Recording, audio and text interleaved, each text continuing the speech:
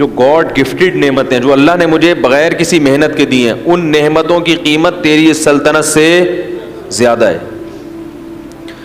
بادشاہ بڑا حیران ہوا, یار یہ دیکھنے میں تو فقیر سا لگتا ہے, کپڑے بھی دیکھو پھٹے پرانے, اور اس کے پاس اتنی دولت اور اتنا کچھ, اس کے پاس سرمایہ پتہ نہیں کہاں چھپا کے رکھا ہوا ہے اس نے, جو میری پراپرٹی سے بھی زیادہ ہے. تو بادشاہ نے بلا لیا. بادشاہ لوگ تو بڑے لالچی ہوتے ہیں نا, بھائی کہاں رکھا ہوا ہے بھائی. تو بادشاہ نے بلا لیا. تو بادشاہ نے کہا کہ آپ شکل سے تو اتنے مالدار نہیں لگتے, لیکن آپ نے جو یہ کہا کہ آپ کے پاس اتنی قیمت کی چیزیں ہیں, تو یہ کہاں ہیں؟ بزرگ کو پتا تھا ایسے سمجھاؤں گا اس کی سمجھ میں نہیں آئے گا, مثال سے بات سمجھ میں آتی ہے نا. کیا خیال ہے بھائی؟ لوگ مجھے کہتے ہیں بیان میں قرآن حدیث کم ہوتا ہے, مثالیں ادھر ادھر کی زیادہ ہوتی ہیں. قرآن حدیث ہوتا ہے, اسی کو سمجھانے کے لیے مثالیں دی جاتی ہیں. خود قرآن اور حدیث میں اللہ کے نبی نے بہت سی مثالیں دی ہیں, عام انسانوں کی مثالیں دی ہیں, مچھر کی مثالیں دی ہیں. تو مثال جس کو ایگزامپل کہتے ہیں, وہ بات کو سمجھانے کے لیے, تو اپنی بات سمجھانے کے لیے نہیں, قرآن اور سنت ہی سمجھانے کے لیے. ورنہ قرآن تو پڑھ لیں آپ, سبھی پڑھتے ہیں, اس کو ڈیفائن کرنا یہ مشکل کام ہوتا ہے کہ یہ کس طرح سے لوگوں کے دماغ میں یہ بات اتر جائے. خود نبی نے بھی بہت سی مثالیں دی ہیں, اپنی بات کو سمجھانے کے لیے نبی کیا دے رہے ہیں؟ مثالیں. حالانکہ آپ بات کہہ کے خاموشی اختیار کر لیتے, لیکن آپ کو معلوم تھا کہ میں اپنی بات سمجھانے کے لیے بھی کیا دوں گا؟ مثال دوں گا, تو بات سمجھ میں آئے گی. تو اسی وجہ سے شاعر لوگ کہتے ہیں نا, مثال جو سلجھی ہوئی چیز ہے اس کو کیا کہتے ہیں؟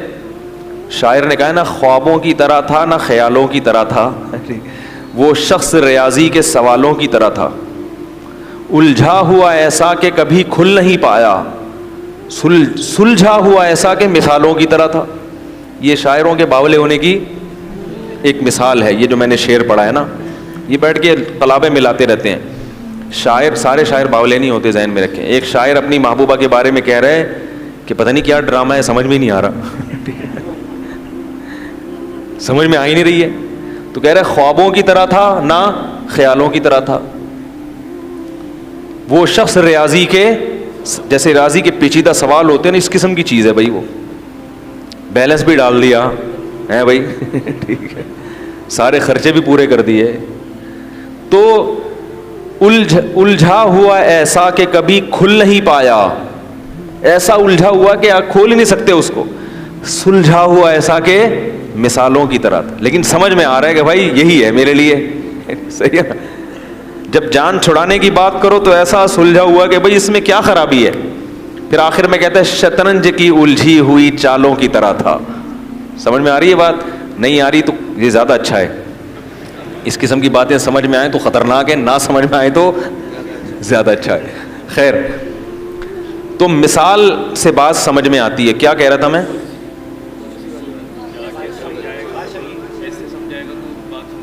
ابے وہ مثال دینے لگا تھا, وہ ذہن سے نہیں. ابے والد کی پالیسی تو بہت پرانی ہو گئی.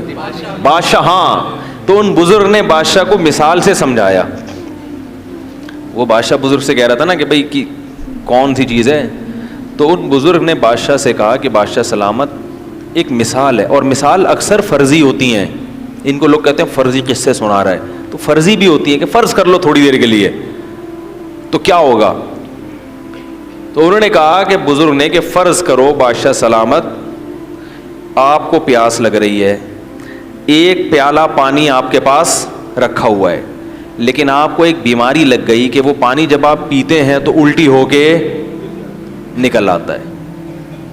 وہ پانی الٹی ہو کے, اب پوری ایڑی چوٹی کا زور لگا لیا مگر وہ پانی حلق میں گھسنے کے لیے تیار نہیں, ایسی بیماری لگ گئی. تو بادشاہ سلامت آپ کیا کرو گے؟ بادشاہ نے کہا علاج کروں گا بھائی, الٹیاں رکیں. وہ کون سی گولی آج کل آ رہی ہے الٹیوں کی مشہور, وہ گرینیٹ, کچھ اس طرح, گریوینیٹ کھاؤں گا. اس زمانے میں جو بھی گریوینیٹ ٹائپ کی چیز ہوتی تھی, بھائی الٹی روکنے کے لیے گریوینیٹ کھاؤں گا, یہ کھاؤں گا, وہ. اس نے کہا سب کچھ کر کے دیکھ لیا مگر فائدہ نہیں ہو رہا. بزرگ نے کہا پھر ایک حکیم آتا ہے آپ کے پاس, تو وہ حکیم کہتا ہے کہ میں آپ کا علاج گارنٹی کے ساتھ کروں گا, لیکن شرط یہ کہ مجھے اپنی آدھی سلطنت دے دو. اس کے بغیر میں آپ کا علاج نہیں کروں گا چاہے میری گردن اڑا دو. اور علاج شرطی ہے, اگر علاج نہیں ہوا تو میری گردن اڑا دینا.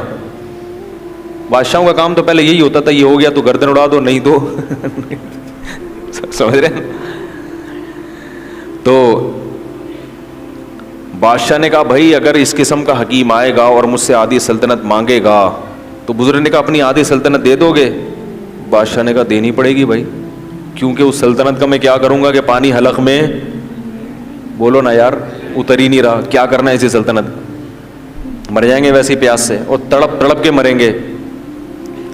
اس نے کہا چلو جی, آپ نے آدھی سلطنت اس کو دی اور اس نے کوئی ایسی دوا کھلائی, اب وہ پیالہ آپ کے حلق میں اتر گیا.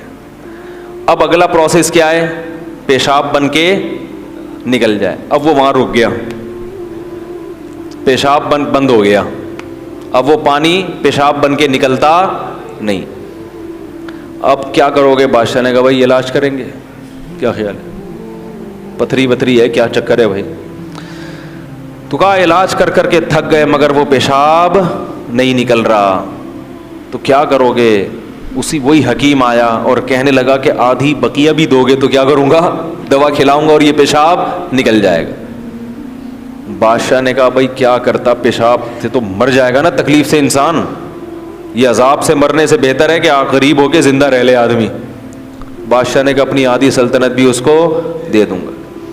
بزرگ نے کہا یہ ہے تیری سلطنت کی اوقات, ایک پیالہ پانی اور ایک پیالہ پیشاب, اس کے برابر ہے تیری سلطنت. میرا رب مجھے روزانہ درجنوں گلاس پانی پلاتا ہے فری میں, اور پیشاب بنا کے نکال دیتا ہے فری میں. میرے رب نے مجھے جو نعمتیں دی ہیں وہ تیری سلطنت سے کئی گنا زیادہ قیمتی ہیں, لہذا میں تیری سلطنت پہ رال ٹپکا کے اپنے رب کو ناراض نہیں کر سکتا. کاش یہ بات ہماری سمجھ میں آ جائے, کاش سمجھ میں آ جائے. ہر آدمی رو رہا ہے, ہائے یہ ہو گیا, ہائے غربت, ہائے مہنگائی, ہائے یہ ہو گیا, ہائے یہ ہو گیا. ہم نے پریشانیاں دیکھی نہیں ہیں, سمجھ میں آ رہی ہے بات؟ اس لیے ہمیں ہری ہری, جب پیٹ بھرا ہوا ہوتا ہے نا تو پھر بہت زیادہ مزے کی سوچتی ہے انسان کو. آج غربت مسئلہ نہیں ہے دنیا کا, یاد رکھو. ہیں غریب وہ بہت تھوڑے ہیں اور وہ بہت بڑے بڑے غریب بھی موجود ہیں, لیکن جو میجورٹی ہے ان کا مسئلہ غربت نہیں ہے, ان کا مسئلہ ناشکری ہے. اور اس ناشکری کا کوئی علاج نہیں ہے, جتنا بھی کھا لو گے, جتنا اچھا پہن لو گے, مگر پھر بھی منہ کیا رہے گا؟ قرآن نے مثال دی ہے نا, ان تحملہ یلہث او تترکہ یلہث. اللہ نے کتے کی مثال دی ہے کہ اس کے سامنے بوٹی ڈالو تو بھی زبان اس کی لٹکی ہوئی ہے, پیٹ بھرا ہوا ہو تو بھی زبان لٹکی رہے گی, اور پیٹ خالی ہو تو بھی زبان لٹکی رہے گی اس کی. یہ حال ہو گیا ہے. دیکھتے نہیں اپنے حکمرانوں سے سبق نہیں لیتے؟ 5 ارب ڈالر قرضہ واپس کروایا جا رہا ہے. باتیں ہو رہی ہے واللہ عالم ہے یا نہیں, لیکن اگر یہ سچ ہے تو یہ کم ہے. 5 ارب ڈالر یعنی سوچنے میں آتا ہی نہیں ہے کہ کتنا ہوگا. ارے 1 ارب پتہ ہے کتنا ہوتا ہے؟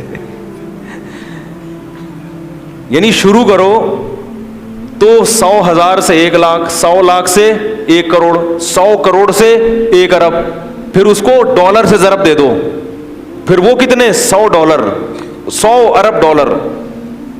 میرے بھائی ہم اور آپ تصور, لیکن ایسے لوگ بھی چاہتے ہیں کہ ہم دوبارہ آئیں اور مزید پیسہ. یعنی یہ وہ لوگ ہیں کہ اگر یہ 5-5 ہزار کے نوٹ کو چائے میں ڈبو کے کھانا شروع کرتے ہیں, خود نوٹ کھانا شروع کرتے ہیں, ان کی زندگیاں ختم ہو جائیں گی مگر وہ نوٹ ختم نہیں ہوں گے. کتنی بڑی عبرت ہے اس واقعے میں کہ اصل مسئلہ دولت نہیں ہے, ہوس ہے. جس میں ہوس ختم ہو جائے تو اس کو یہ بہت لگے گا جو نعمتیں ہم کھا رہے ہیں. یہ جو اولاد روکنے کی بات کرتے ہیں نا, ہوس کے مریض ہیں. یہ چاہتے ہیں ہم کروڑ پتی ہو جائیں, ہمیں ایک دھیلا بھی اپنی اولاد پہ خرچ نہ کرنا پڑے. اور جس کو سمجھ میں آ گیا کہ رازق اللہ ہے اور جو رزق ہمیں مل رہا ہے بہت ہے, وہ میرے بھائی درجن بچوں پر بھی پریشان, بولو بھائی, نہیں ہوگا. وہ نہیں ہوگا پریشان, وہ اس پہ بھی خوش ہوگا. تو تو یہ جو ہماری باتیں ہیں نا، یہ جب سمجھ میں آئیں گی جب دنیا کو کیا سمجھیں گے؟ مسافر خانہ، اور اللہ کی نعمتوں کی قدر کریں گے۔ یہ دماغ میں بٹھا لیں کہ ہم میں سے ہر شخص کو اللہ نے بہت سے بھی زیادہ دیا ہے،